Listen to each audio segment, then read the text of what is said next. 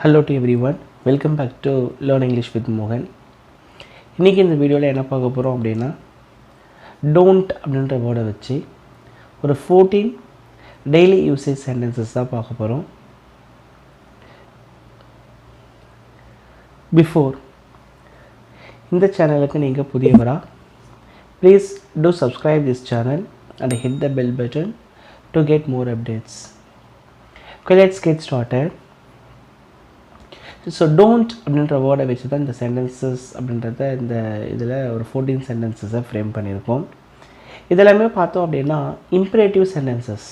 நம்ம டோன்ட் அப்படின்னு யூஸ் பண்ணுறோம் அப்படின்னாலே இது இம்பரேட்டிவ் சென்டென்சஸ் தான். ஓகே, ஒன் பை ஒன்னாக பார்க்கலாம். ஃபஸ்ட்டு ஒன், உங்கள் நேரத்தை வீணடிக்க வேண்டாம். உங்கள் நேரத்தை வீணடிக்க வேண்டாம். இது எப்படி சொல்லலாம் இங்கிலீஷில்? Don't waste your time. Don't waste your time. Second one, முட்டாள்களுடன் விவாதிக்க வேண்டாம். முட்டாள்களுடன் விவாதிக்க வேண்டாம். Don't argue with fools. Don't argue with fools.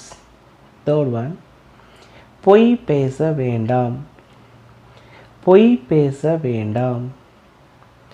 Don't tell lies. Don't tell lies. Fourth one, விட்டுவிட வேண்டாம். விட்டுவிட வேண்டாம். Don't give up. Don't give up. Fifth one, அதை பற்றி கவலைப்பட வேண்டாம். அதை பற்றி கவலைப்பட வேண்டாம். Don't worry about that. Don't worry about that. Sixth one, பயப்பட வேண்டாம். பயப்பட வேண்டாம். Don't be afraid. Don't be afraid. Seventh one, என்னை சிரிக்க வைக்க வேண்டாம். என்னை சிரிக்க வைக்க வேண்டாம். Don't make me laugh. Don't make me laugh. Eighth one, விதிகளை மீற வேண்டாம். விதிகளை மீற வேண்டாம். Don't break the rules. Don't break the rules. Ninth one, கவலையாக இருக்க வேண்டாம். கவலையாக இருக்க வேண்டாம். Don't be sad.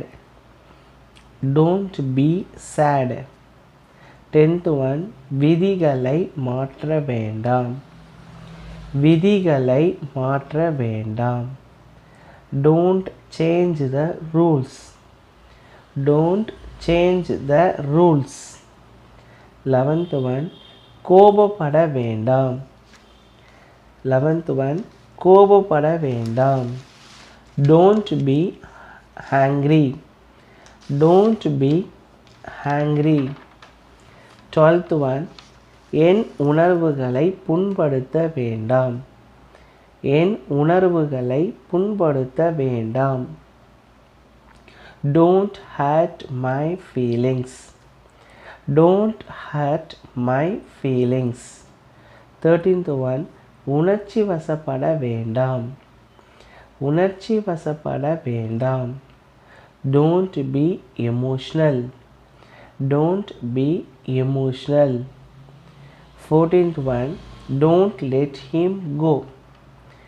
Don't let him go. அவனை போக விட வேண்டாம். இது எப்படி இங்கிலீஷில் சொல்லலாம்? அவனை போக விட வேண்டாம். Don't let him go. I hope that this video is very useful to you. So இந்த வீடியோ உங்களுக்கு ரொம்ப பயனுள்ளதாக இருந்ததுன்னு நினச்சிங்க அப்படின்னா, ஸோ உங்கள் நண்பர்களுக்கும் இந்த வீடியோவை ஷேர் பண்ணலாம். So if you like this video, hit your like button and share and subscribe this channel. Meet you again.